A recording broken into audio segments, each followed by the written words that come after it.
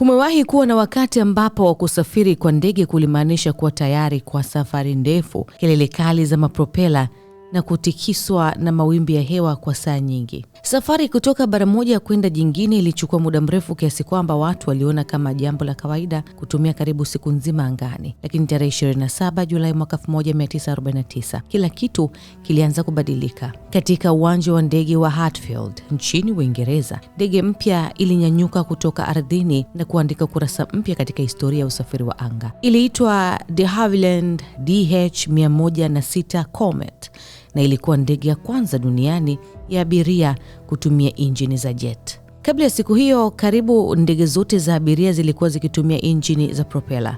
Propela ni vile vinavyozunguka mbele au pembeni ya injini na kuvuta ndege mbele na kukata hewa. Mfumo huu ulifanya kazi vizuri kwa miaka mingi, lakini ulikuwa na mapungufu makubwa. Ndege zilikuwa polepole, zikiruka kwenye mwinuko mdogo, zikipambana zaidi na hali mbaya ya hewa, na kelele zake zilikuwa kubwa ndani ya cabin. Kwa safari za masafa marefu, uchovu wa abiria na wafanyakazi ilikuwa ni jambo la kawaida. Ndipo kampuni ya De Havilland Aircraft Company ilipoamua kufanya jambo ambalo wengi waliona haliwezekani. Badala ya kutumia zile propela, wahandisi waliweka injini 4 za jet ndani ya mabawa ya ndege. Tofauti na propela, injini ya jet hufanya kazi kwa kuvuta hewa mbele, kuikandamiza, kuichanganya na mafuta kisha kuiteketeza. Gesi zinazotoka kwa nguvu nyuma ya injini huisukuma ndege mbele kwa kasi kubwa sana. Kwa lugha rahisi, tunaweza tukasema propela huvuta mbele ndege, lakini jet huisukuma mbele kwa nguvu ya mkondo wa gesi unaotoka nyuma.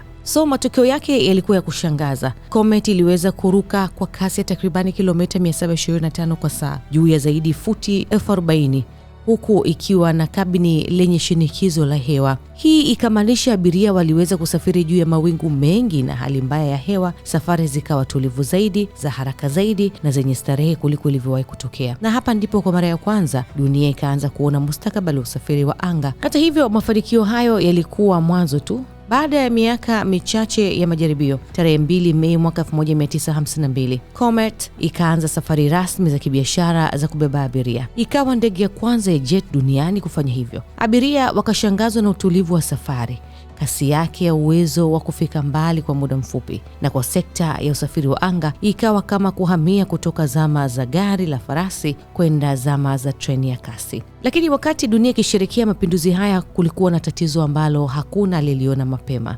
Mwaka 1954, ndege mbili za Comet zilipata ajali mbaya baada ya kuvunjika angani. Ya kwanza ilikuwa ni Boeing Flight 781 iliyovunjika juu ya bahari ya Mediterranean karibu na kisiwa cha Elba tarehe 10 Januari mwaka 1954 na kuua watu wote 35 waliokuwa ndani ya ndege ile. Miezi michache baadaye, South African Airways Flight 201 nayo ikaanguka na kuua watu 21. Ajali hizi zikatikisa dunia na kusababisha safari zote za Comet kusimamishwa kwa ajili ya uchunguzi. Baadaye ikagundulika kuwa tatizo halikuwa injini za jet, bali uchovu wa chuma uliosababishwa na mizunguko ya mara kwa mara ya shinikizo ndani ya mwili wa ndege. Watu wengi husema ajali za Comet zilisababishwa na madirisha ya mraba pekee. Ukweli ni kwamba madirisha hayo yalichangia kuongezeka kwa mikazo kwenye baadhi ya maeneo, lakini uchunguzi rasmi ulionyesha kuwa tatizo lilikuwa pana zaidi na ilihusisha muundo wa fuselage na athari za metal fatigue kutokana na mizunguko ya shinikizo. Somo hilo bado likabadili kabisa namna ndege zote za kisasa zilivyobuniwa na kupimwa kabla ya kurushwa na kubeba abiria. Ingawa Comet baadaye ilipitwa sokoni na ndege kama Boeing 777 ama Douglas DC-8, mchango wake haukupotea. Kila ndege ya kisasa ya abiria unayoiona hii leo,